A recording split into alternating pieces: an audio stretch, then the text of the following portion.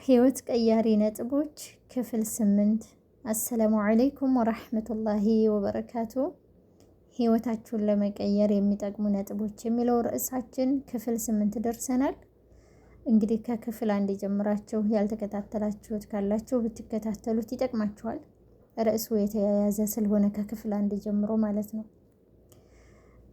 እና ዛሬ ደግሞ 4 ነጥቦችን ይዤላችሁ መጥቻለሁኝ። ህይወታችንን ለመቀየር ይጠቅማል ብዬ ያሰብኩት ነጥብ 1 ከምቾት ቀጠና መውጣት ነው። ሁለቱ ባንድ ሊሄዱ አይችሉም። ቢሆን ደስ ይል ነበረ።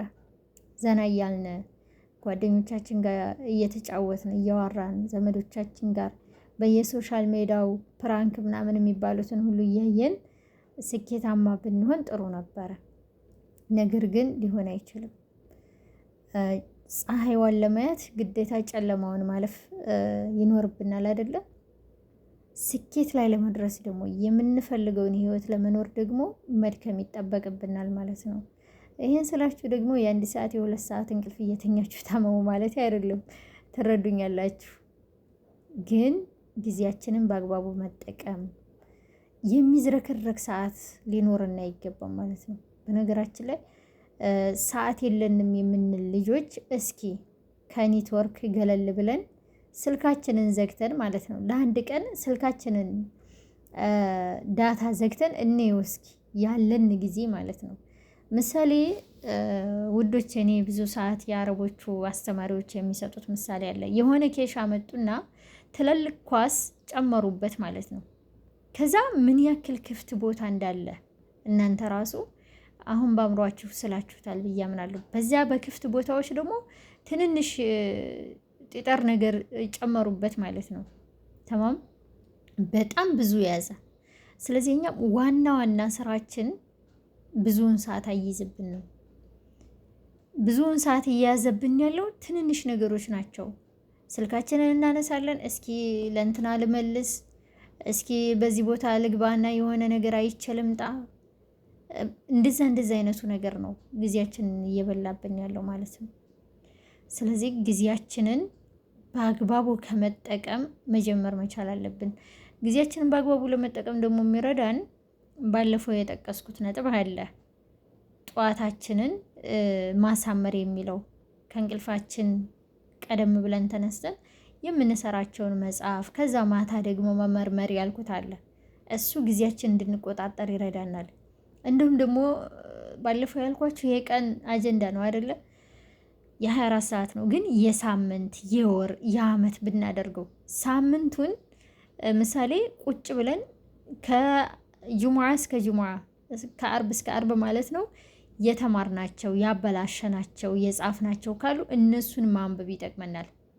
እነሱን እያገለባበጥን እስከ ዛሬ ሳምንት እኮ ይህንን አድርጌያለሁ፣ ይሄን አጥፍቻለሁ፣ ይህን አስተካክያለሁ የምንለው ማለት ነው። ምንድነው? ራሳችንን የምንመረምርበት ማለት ነው። የሳምንት የ15 ቀን የወር። በነገራችን ላይ እኔ ቁርአን ቀርቼ ሳኸትም ትንሽ ያስቀመጥኩት የወር ገደብ ነበረ። እኔ በነገራችን ላይ እዚህ ማመጣላችሁ ራሴ ሞክሬው የተጠቀምኩበትን ነገር ነው እና እስከ ዛሬ ሳምንት እዚህ ቦታ ደርሳለሁ ብዬ እወስናለሁኝ።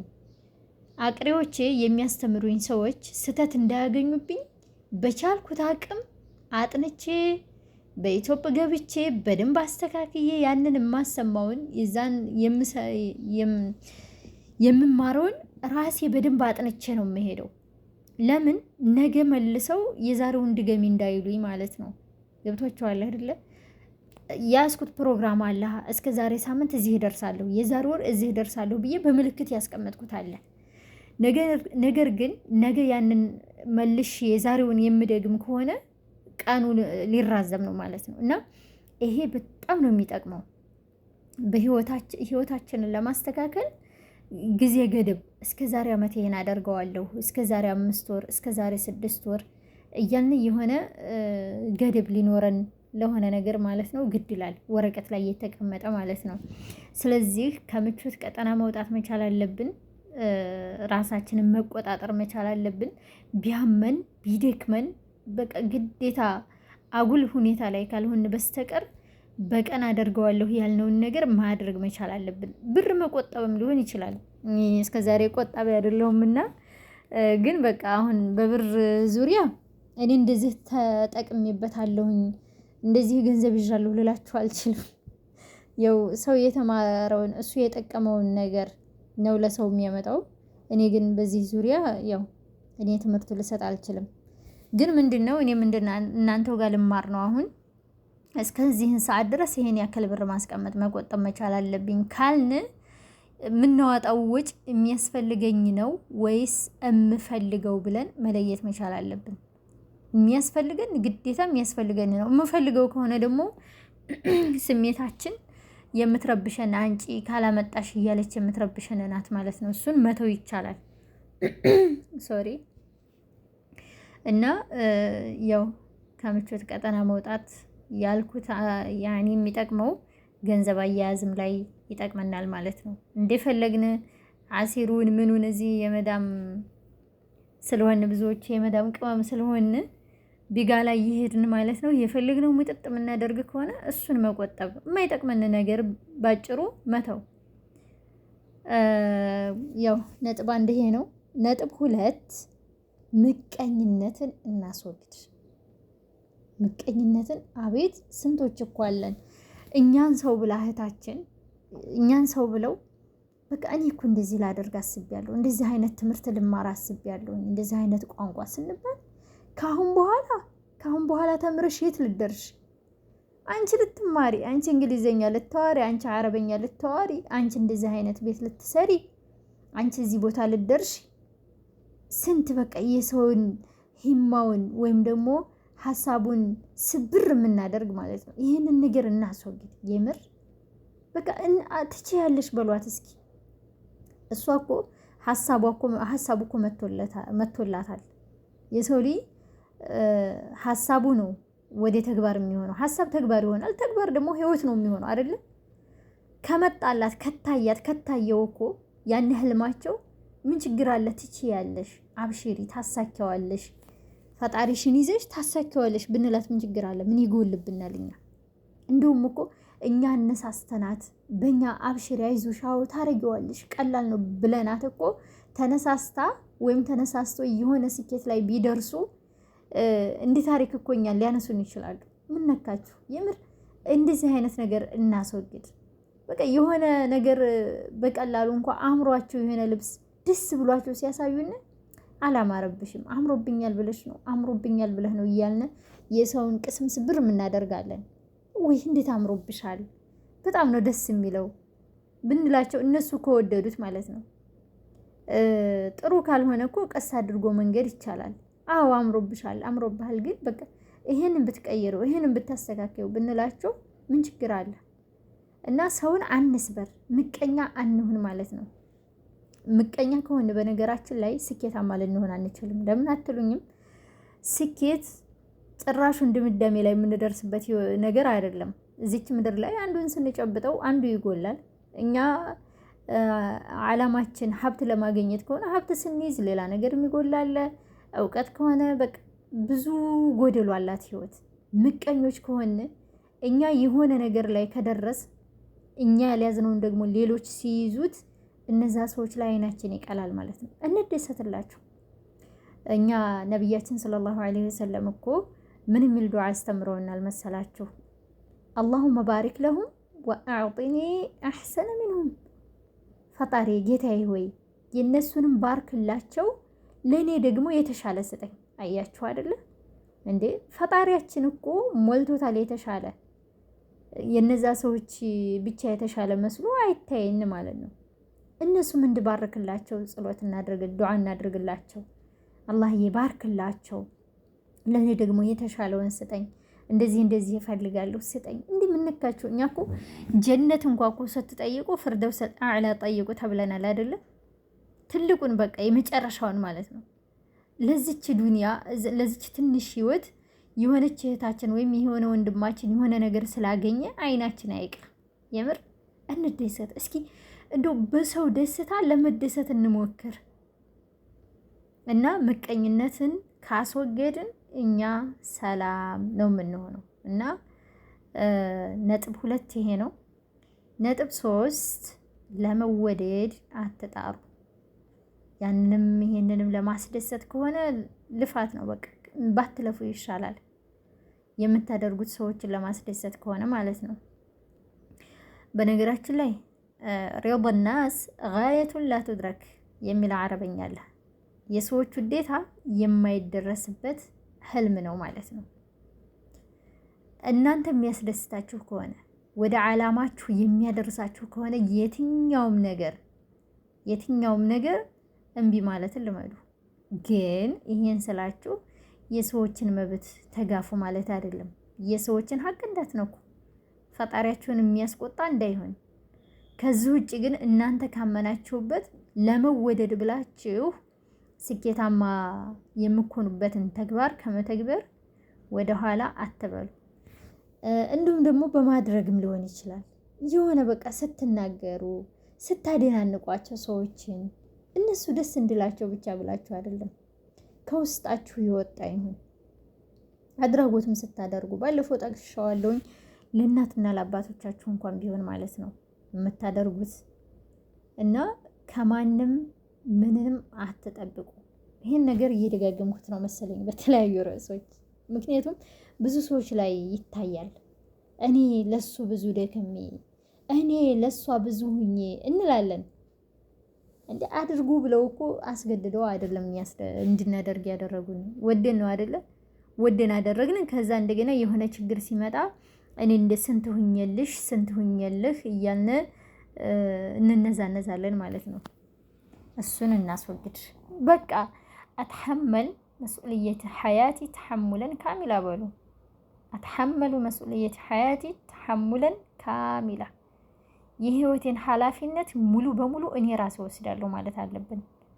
ከሰርነ እንትና ናት ያከሰረችኝ እኮ እንትና ነው ያከሰረኝ የሚለውን ትተን አዎ ሞክሬ ነበር በቃ አልተሳካም፣ ምን ስላጠፋው ነው የከሰርኩት።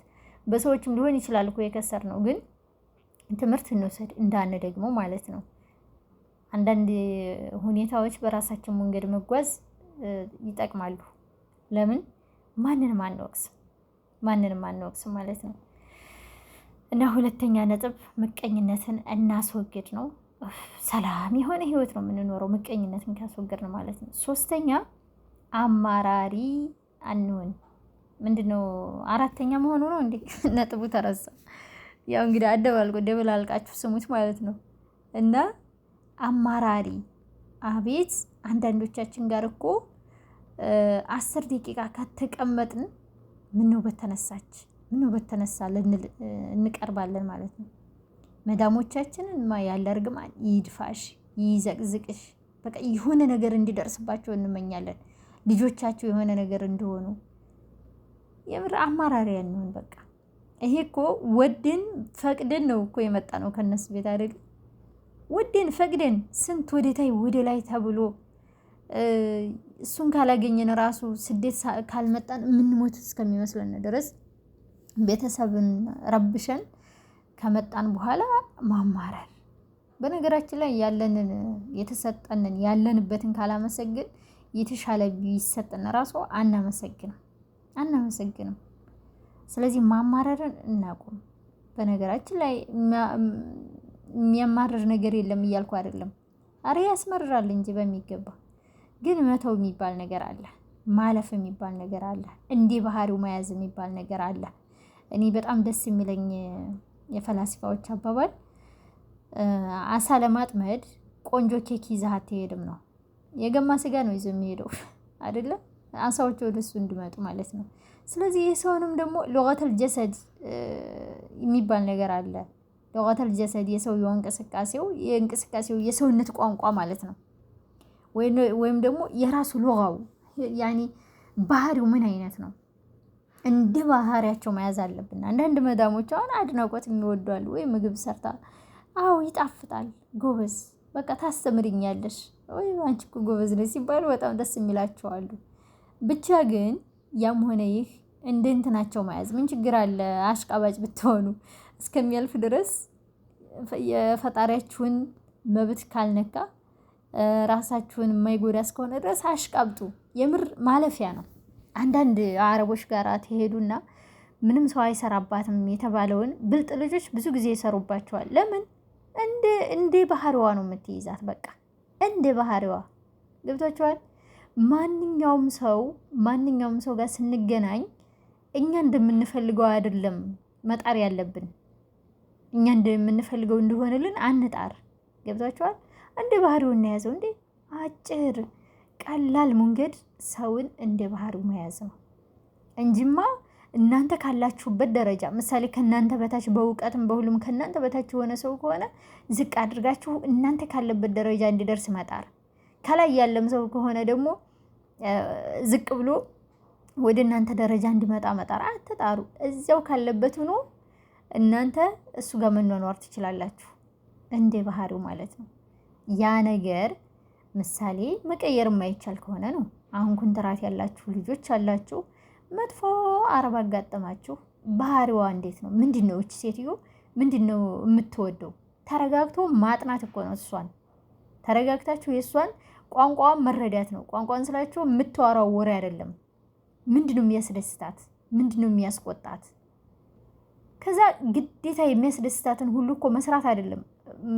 ያኒ ለስለስ ባለ ፈገግታና ዝቅ ባለ ድምፅ እሺ ማለት ብቻ ሊሆን ይችላል። እሷ የሚያስደስታት ምን ችግር አለ? እሺ አደርገዋለሁ ወይ ረስቸው እኮ ነው። አንዳንዶቹ በነገራችን ላይ አድርጋችሁ እንኳ አድርገዋለሁ እንድትሏቸው አይፈልጉም።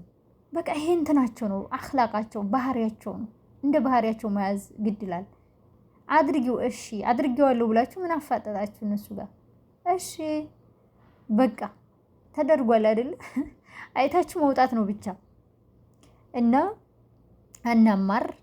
ግን እስከምናልፍ ድረስ ያለንበት ነገር ማለፊያ ከሆነ ወደ ስኬታችን የምንሻገርበት ከሆነ እንደ ባህሪያቸው ይዘን እንለፍላለሁኝ። በትዕግስት ማጣት እኮ የኢትዮጵያ የሚሳፈሩ ልጆች አሉ። ስንት ቤተሰብን አስቸግረው ስንት ተቸግረው መጥተው የመጡበትን እንኳን ብር ሳይከፍሉ መልሰው አዲስ አበባ የሚወርዱ አሉ። እንዲሁም እዚህ ያለን ልጆች ስራ አተን ከአንድ ቤት የምንላለን። ከአንድ ቦታ መታገስ እንደ ባህሪያቸው መያዝ እያቃተን ማለት ነው። እርግጥ እኮ ነሲብ ነው፣ የተጻፈልንን ነው የምንቀምሰው። ሆኖም ግን በእኛ ትዕግስት የነሲባችን ወይም ደግሞ የተጻፈችልን እንድታልቅ እኛ ሰበበን የምንሆንበት አጋጣሚ አለ እና አማራሪ አትሁን። አመስግኑ፣ በቃ አመስግኑ። አልሐምዱሊላህ ያ ረብ። ደሞዛችሁን ስትቀበሉ ደሞዝ ተቀበልኩኝ እኮ ሰርቼ። ይህንን ያጣ ስንት አለ? እናንተ ደሞዝ ተቀብላችኋል፣ ግን የእናንተን ደሞዝ የሚመኝ ስንት አለ? የሆኑ ሰዎቹ ብቻ ግን ምነው ደሞዝ ሪያል የሚባለውን ባየሁት የሚል ስንት አለ? እና አማራሪ አትሁኑ፣ አመስጋኝ ሆኑ። እንዲሁም ደግሞ የሰውን ቋንቋ ተረዱ። ቋንቋ ስላችሁ የሚያወራበትን ሳይሆን ባህሪውን ማለት ነው። እንደ ባህሪው ለመያዝ ሞክሩ። ዝቅ ከእናንተን በታች ከሆነ በዛው ባለበት መኗኗር ይቻላል። ከላይም ከሆነ እንደዛው ማለት ነው። እና ነገራቶችን አናወሳስባቸው። የምር ህይወት እኛ ካወሳሰብናት በጣም ውስብስብ ናት። ከምነግራችሁ በላይ እንደ ህይወት ውስብስብ የለም። እና እኛ ቀለል ማድረግ እንሞክር። አመስጋኞች እንሆን። በቃ ሰውን እኛ እንደምንፈልገው እንዲሆንልን አንጣር። ገብቷችኋል አይደለም? ብቻ ግን ይሄንን የምላቸው የማይቀየር ከሆነ ነው። መጥፎ ሰዎች ግን የምንቀይራቸው ከሆነ መቀየር ይቻላል እኮ ከገራልን። ግን አንዳንድ ቦታዎች አሉ አጎንብሰን የምናልፋቸው። ሁልጊዜ ቀጥ ብለን ለመሄድ አንሞክር። ጎንበስ ብለን ነገራቶችን የምናሳልፍበት ሁኔታ አለ። የሆነ ድንጋይ እየተወረወረባችሁ እኮ ቀጥ ካላችሁ ግንባራችሁ ነው የሚላቸው አይደለ? ጎንበስ ማለት ይጠበቅባቸዋል ከተወረወረባችሁ ድንጋይ ለማምለጥ አይደል እንዴ? ስለዚህ የሆነ ቦታዎች ጎንበስ ብለን ቀስ ብለን ተረጋግተን በሲስተም የምናልፍባቸው አጋጣሚዎች ይኖራሉ ማለት ነው። እና ውዶቼ ራሳችንን እንጠብቅ። በቃ እኛ ሰራተኛ ነን ብለን ነገራቶችን እንትና አናወሳስባቸው። ትንሽዬ ክፍላለችሽ፣ ክፍልሽን ፏ፣ እናንተን ፏ። በቃ አእምሯችን አዲስ ነገር ለማመንጨት አዲስ ህይወት ለመመኘት ይረዳናል። በቃ ሁሉ ነገር ዝርክርክ እነሱ ጋር ስንጫጫ ስንሯሯጥ ውለን ክፍላችንም ዝርክርክ እኛም ዝርክርክ ከሆነ አእምሯችን በቃ ህይወት እንደዚህ ነው ብሎ ነው የሚያምነው። ህይወት መቀየር የሚባል ነገር አለ የሚለውን ነገር መቀበል ያቅተዋል። እና በቃ የመዳም ቅመሞችዬ የመዳም ቅመም እንኳ አልላችሁም ካሁን በኋላ ደስ አይለኝም። እኔ ለራሱ ያው ኮርጀ ነው ግን ደስ የማይል ነገር ነው የኮረጅኩት እተዋለሁኝ ማለት ነው። እና በርቱልኝ። ወይኔ ደቂቃ በዛሁኝ በጣም እንግዲህ ሱብሓነከ አላሁመ ወቢሐምዲከ አሽሀዱ አን ላ ኢላሀ ኢላ አንተ አስተግፊሩከ